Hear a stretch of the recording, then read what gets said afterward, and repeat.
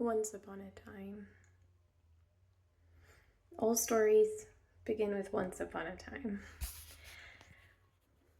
And that's just what this story is all about. What happened once upon a time.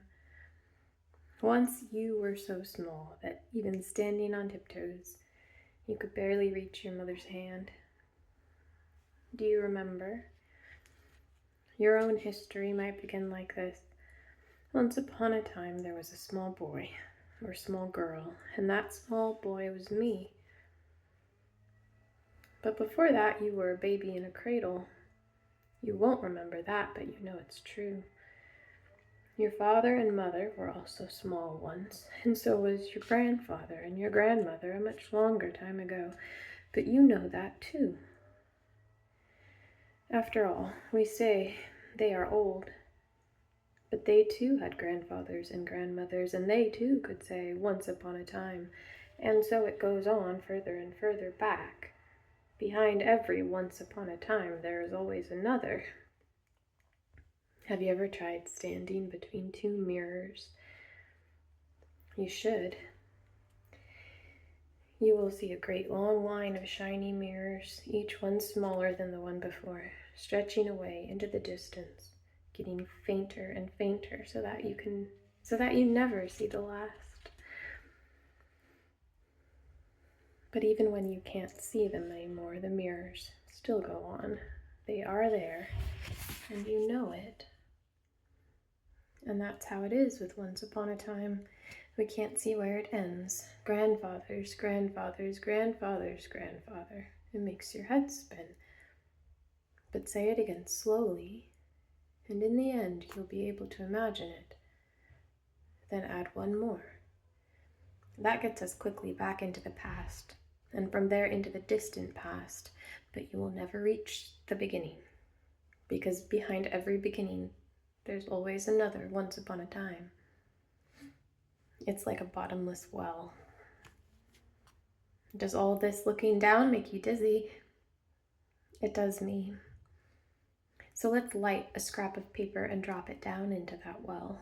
It will fall slowly, deeper and deeper, and as it burns, it will light up the sides of the well. Can you see it? It's going down and down. Now it's so far down, it's like a tiny star in the dark depths.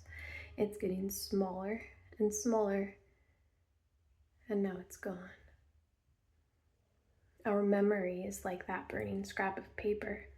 We use it to light up the past. First of all, our own, and then we ask old people to tell us what they remember. After that, we look for letters written by people who are already dead. And in this way, we light our way back. There are buildings that are just for storing old scraps of paper that people once wrote on. They are called archives. In them, you can find letters written hundreds of years ago. In an archive, I once found a letter which just said, "Dear Mummy, yesterday we ate some lovely truffles.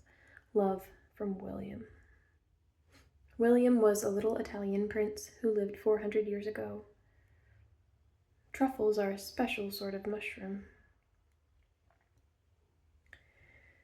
But we only catch glimpses because our light is now falling faster and faster. 1,000 years, 5,000 years, 10,000 years. Even in those days there were children who liked good things to eat, but they couldn't yet write letters. 20,000, 50,000, and even then people said as we do, once upon a time. Now our memory light is getting very small.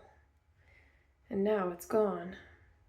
And yet we know that it goes on much further, to a time long, long ago before there were any people, and when our mountains didn't look as they do today. Some of them were bigger, but as the rain poured down, it slowly turned them into hills. Others weren't there at all.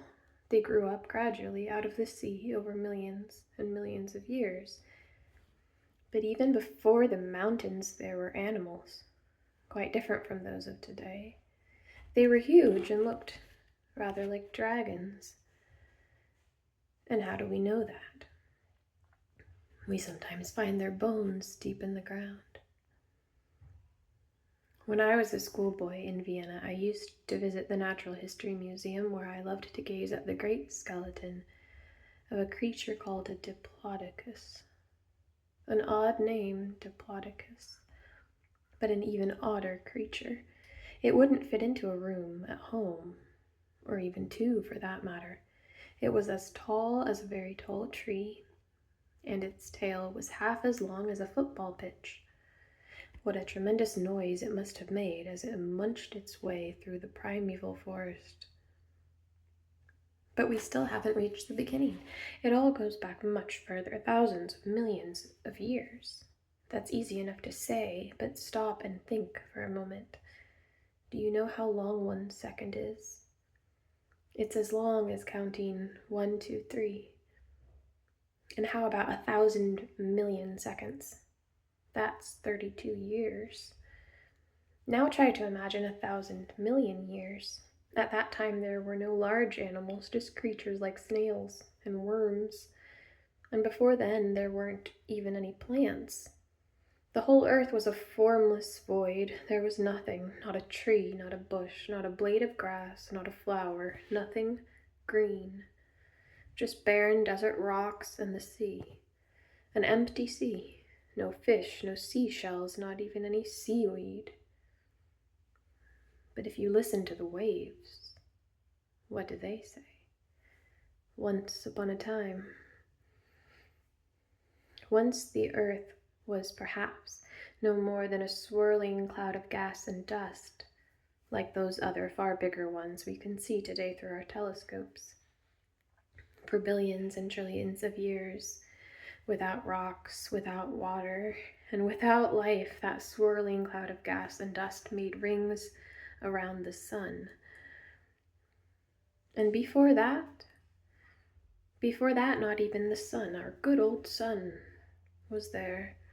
Only weird and amazing giant stars and smaller heavenly bodies whirling among the gas clouds in an infinite universe. Once upon a time, but now all this peering down into the past is making me feel dizzy again. Quick, let's get back to the sun, to earth, to the beautiful sea, to plants and snails and dinosaurs, to our mountains, and last of all to human beings. It's a bit like coming home, isn't it? And just so that once upon a time doesn't keep dragging us back down into that bottomless well, from now on, we'll always shout, stop. When did that happen? And if we also ask, and how exactly did that happen? We will be asking about history. Not just a story, but our story, the story that we call the history of the world.